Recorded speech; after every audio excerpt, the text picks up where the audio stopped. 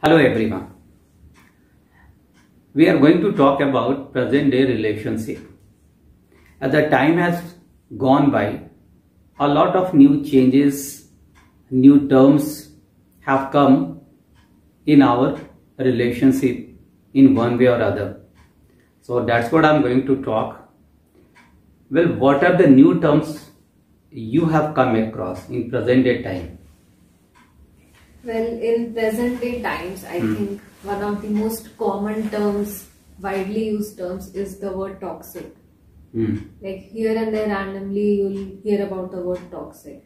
You know, on Instagram or even on social media, everywhere you'll see, 5 signs that you have a toxic partner, 5 signs your relationship is toxic, or here are ways you can leave a relationship if you think it's toxic.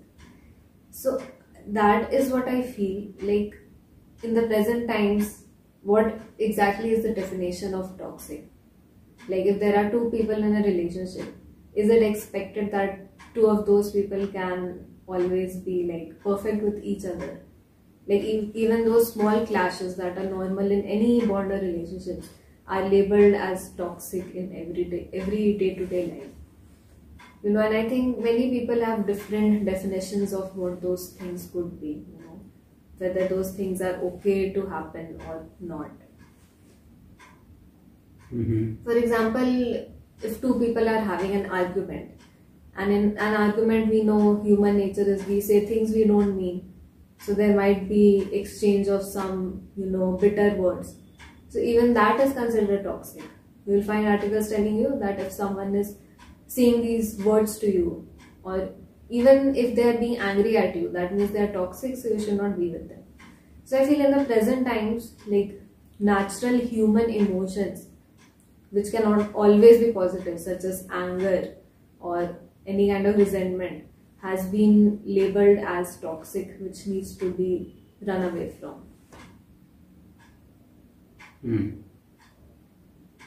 So what is the outcome? What do you want to convey? That's what I feel like, even I am actually, it's not that I have all the answers. Even sometimes I feel very confused about it, because there's so many to suggest you what to do exactly. So that's what I feel in that case, that the past generation and the present generation differ in these terms a lot. For example, if you talk about the change in dynamics of relationships, I feel in present times, old people, be it the aunties, they'll say that nowadays people don't value relationships. They'll just take divorce if even the smallest of things don't go well. Earlier, people used to live together for so many years. Now, if you look at it from other point of view, then the fact is that earlier people did not take such decisions out of the fear of what other people would say. And they would live 50 years unhappily with each other, tolerating a lot of things that they should not have. But in the present times, people are much more vocal about what they can tolerate and not tolerate. That's why it is easier for them to walk out of a relationship that they're not happy in, So I think that is a huge difference in the present day relationships and what has been going on since years. When you compare the past relationship and the present relationship, don't you think that the present relationship is a little fragile? I mean, the strong bonding is missing maybe. There is a lot of ego clashes. I feel it has a lot to do with the external factors as well. I feel in the present times, there are a lot of other things that can give you that kind of maybe ego boost or satisfaction that earlier weren't present there. For example, right now it is much easier to go around and, find another partner for yourself. Even if you're married, you get divorced, you have every right to go around and get married to someone else in a year or 2, which wasn't possible earlier. So I think that is another reason that people are ready to break off any kind of bond relationship easily, because it's very easily available. So that's why it is not valued more. Okay. Do you think that what should one do if the relationship is not going good? What happened that, be it any relationship, maybe it is a friendly relationship or maybe it is a spouse relationship. suppose it is not going the way it should, do you think it is the right decision to drift apart? Well, I feel I'm literally the last person on earth to give any kind of suggestion or tips on relationships. Still, I feel if such situations do arise, in such clashes, I think it comes down to whether that problem at present is solvable or not. If it is something that has no common ground, like those two people in no ways can ever agree on a common, point of view, like both are not ready to negotiate, then I think that is a dead end. But if both the parties are ready to reach some common ground, like few compromises from both sides for future on, then I think that relationship can continue. Actually, earlier there was a different issue also. Like if one had the kid and maybe the relationship was not going the way it should have gone, they didn't take the divorce because of the children. But these days, even someone is having the kid, one is going for divorce. Don't you think that it is affecting the kid in an adverse manner? Well, I think that is a very, complicated and tricky situation as well. Like, even if they do not get divorced, they are together. But what is the child growing into? Like, he is a witness to a household full of a lot of clashes ever since he is growing up.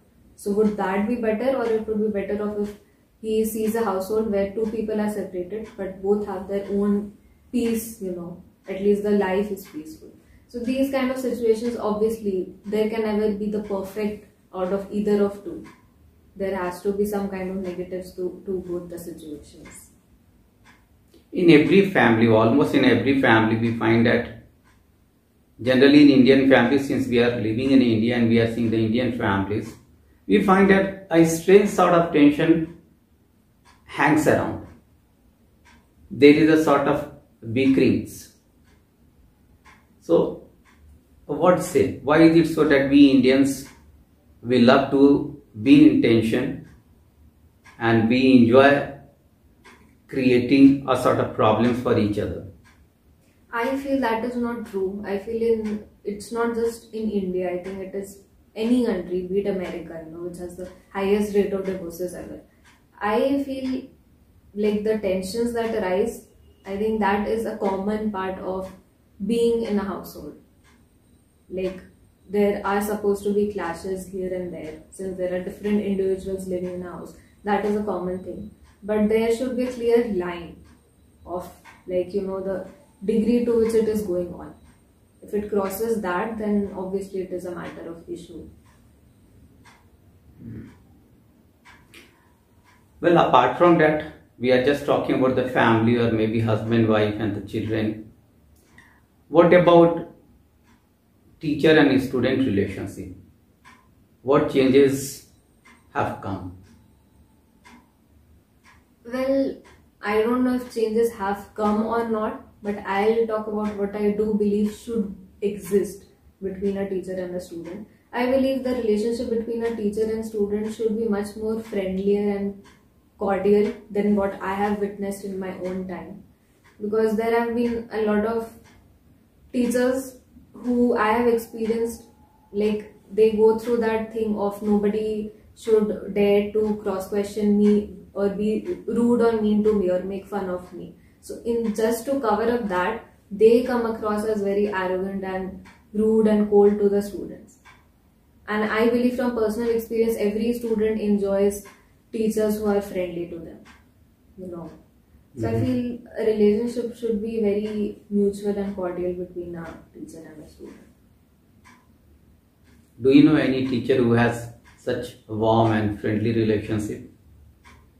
I believe most of the teachers that I have experienced in JVM Shamli in my 11th, 12th and 12th, most have been very cordial and nice as opposed to my previous school.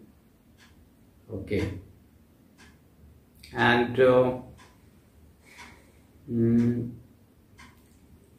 in friends, what changes have come in the relationship, in their relationship?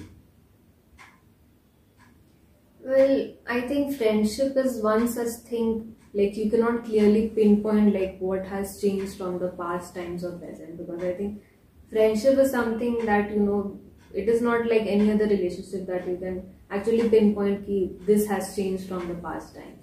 I think friendship is much more personal experience for every single person. Do you think that almost everyone is like an island in modern time? You might be having a lot many friends, but still you feel lonely from within. I think that is a case with almost everyone, I guess. I feel nobody can say, even if you have like 10-15 friends, you cannot say that you are 100% close to anyone. Like there's always a part of you which you would feel is lonely because you cannot share that with anyone. So I feel that is a normal human thing to feel. What relationship should we have with oneself? I feel the relationship one has with themselves, I feel is the most important out of everything else, because the relationship you have with yourself determines how your other relationships will be. Because if you have a negative relationship with yourself, then you will automatically have negative relationship with other people. So you need to be completely satisfied, fully happy with your own self, because otherwise you will project that onto other people. You will have a lot of expectations which will be over the top that the other person cannot fulfill. So first you need to be okay and happy with your own company in order to enjoy your relationship with other people. So are you comfortable with yourself? I would say I am learning, and I've learned to be more comfortable with myself. Because I am an individual, I feel I'm the happiest when I'm with myself. Many people might, even if they witness me when I'm alone, might think I'm mad. Because I'm genuinely the happiest when I'm alone. And how is your relationship with your friends? Well, I would like to believe that my relationship with my friends is just like any other relationship that any other normal person has. Like mostly we meet up once in a while when everybody is free, we have a good laugh, good chat, and I hope that continues. And last but not least, are you enjoying your life and are you enjoying your relationship? Because I think these two things go together. If you are having a good relationship with others, I think you enjoy the life also. Maybe. I don't know, I don't think so, because I feel like your life comprises of other things like your work and all those things. So I don't know exactly if I'm actually enjoying my life or not. I mean, I feel that I'm happy, but then as soon as I open social media, there are people in Maldives celebrating Christmas and New Year. Then I do question like what exactly am I doing in my bedroom. So yeah. So do you mean to say that the persons who are there at Maldives or Singapore or Dubai, they are enjoying life more than us? Well, if the place is Maldives or Dubai, then I do believe to some degree they might be enjoying more than us. I think in enjoyment has nothing to do with the place. If you are happy from within, you can enjoy. It doesn't matter where you are. And if you are unhappy, you are dissatisfied, it doesn't matter. Even if you are in a Switzerland, you will never be happy. I feel that is something that just people have come up with to make poor people like us feel good about ourselves, because we know we'll never be able to travel to these places. So at least we are allowed to feel good by saying these things. कि नहीं नहीं ठीक है, कोई बात नहीं.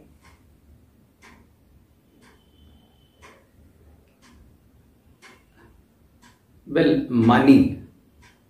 How important is it? How important role does it play in one's happiness?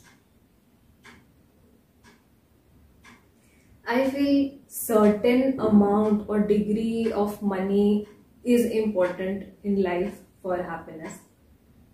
But I'd also like to say, I don't remember the name, there's a very famous comedian. He had said that I wish every single person on earth would have as much money as the richest or the richest person has, so they would realize that that is not what it takes to be happy.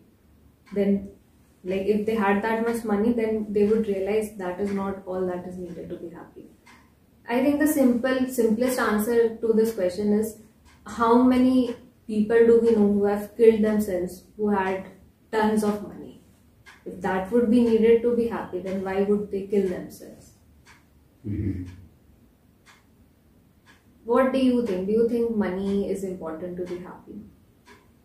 I think in modern time, 50% role is being played by money. If you have money, at least you are mentally satisfied, you are mentally secured, and that plays a very important role in your happiness.